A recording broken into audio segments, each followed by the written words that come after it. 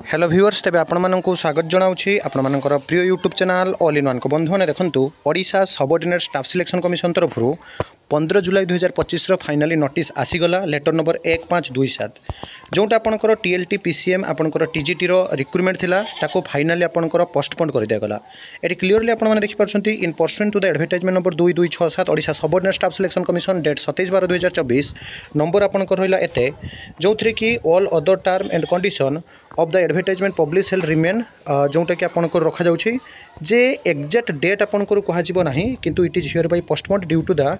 आपंकर जो सर्कमस्टेंस तैयारी होता exact date of examination will be intimated in due courses अर्थात बहुत 17 तारीख 18 तारीख एग्जाम को आपंकर पोस्टपोन कर दिगला आगामी दिन में आपंकर जहाँ नोटिस आसो परवर्ती अवस्था जन दिज्व किंतु जो छात्री मृत्यु घटना हठात उपर ओडिशा बंद और आपण मैंने जानते आसंता 27 तारीख दिन 17 तारीख दिन संपूर्ण स्कूल कॉलेज को हठात छुट्टी घोषणा करा